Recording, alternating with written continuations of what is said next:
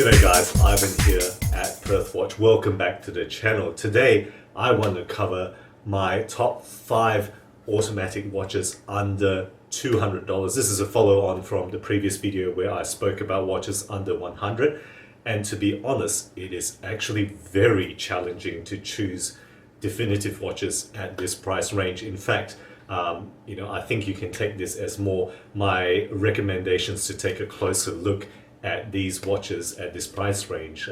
So without further ado, let's get into what I think are worth a closer look at this $200 and below price range. I'm going to go again in increasing price that's available for purchase. So that doesn't mean I'm going from worst to best. It's just in terms of the price you can get these watches for. Again, I'm using Amazon as a bit of a benchmark as to retail availability. So starting at the bottom then, at number 5, I have an Orient, and I think you could choose any number of Orient watch company pieces, but I am choosing to include a Bambino. There are several versions of this, as you may know, version 1 to 4.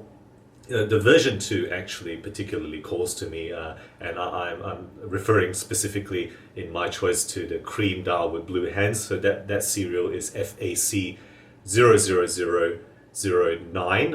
Links below, of course, to any product sites that I can find. The Bambino has just such a classic styling, available for around 140 or less, depending on the version that you choose.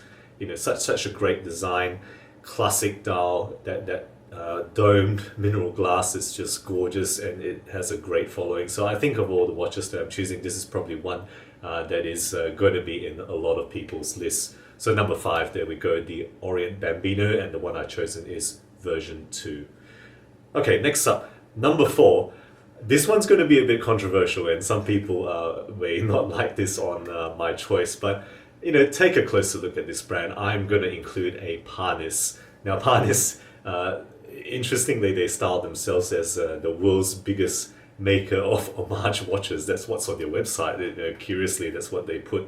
But instead of choosing a heavy homage, I'm choosing to include here a classic Flieger watch. So less of a generic copy. I guess you can say Flieger watches are a copy of something vintage, but at least there are many watches that have done this. So what I've chosen to include here is the Flieger B style PA 2005. In Parnis website, it's listed as the LUFT 32, but on Amazon they seem to model it as PA 2005. So it's a large watch, 44mm, classic Flieger design, and I think that there's some value to be considered in Parnis. They typically use Miyota or Seagull movements. I think Seagull would be quite respected, and as well as the DG movements, the Dixmont, Guangzhou movements. That tends to be the movements they include in their watches. So take a closer look at Parnis. I think a lot of people have said good things about them. Of course, there's also bad things that are said about Parnis.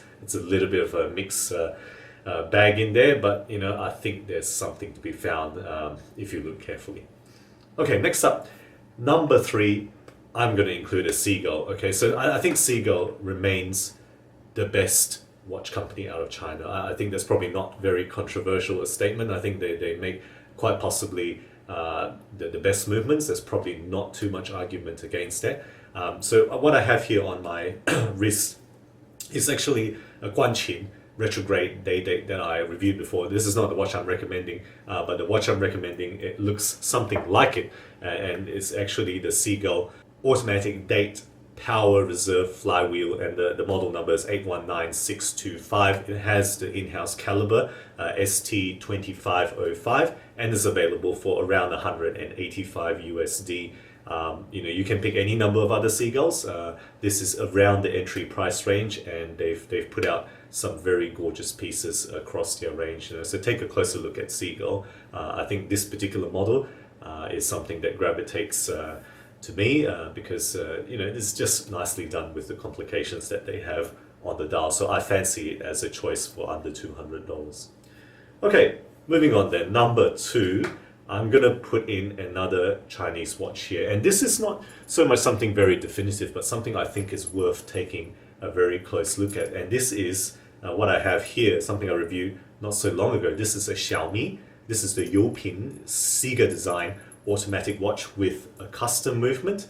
And I think there's a lot to like about this watch and a lot to expect from Xiaomi, because they do seem to innovate and they do seem to want to put things out that are of quality and that that will do well on the market, and they are going from strength to strength, and I think it's worth keeping an eye on them as to what automatics they will come out with next. No, not so much the fitness quartz, fancy smartwatches. You can look at that as well, but they do have automatic pieces, and those are the things that interest me the most. So this one, what can I say about it? Quality steel case. It's got sapphire glass. It's got that custom movement that's pretty nicely done in PVD, and earthquake proof design. What more can you ask for, right, from a watch? Earthquake proof, the first one and only one that I've reviewed that makes that claim. So there we go, that's a Xiaomi. That's available for around the $200 price range. It sometimes drops below that, so I think it's fair enough to include that in this selection of watches. Okay guys, last and certainly not least, a Seiko.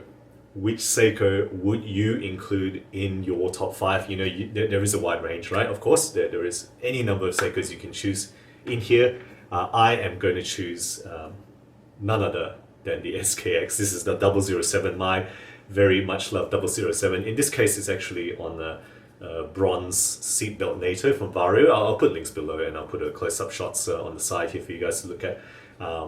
But I don't have to say much about the SKX, do I? Cult following, great case design, best-in-class loom, and a lot of potential for modding. I don't have to say, I'm not going to say much more about this. It is just something that probably deserves a very close look, if not an actual place in anybody's collection.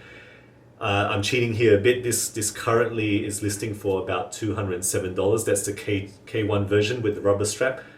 Bracelets will cost a lot more. Sometimes it does drop below 200, so I'm putting this number 1 on this list at around the $200 price mark. So there we go guys, that's my top 5, not so much definitive top 5, but just top 5 choices in my mind right now for you to consider if you have $200 or less to spend on an automatic piece. So guys, let me know what you think. I'm very keen to hear your thoughts.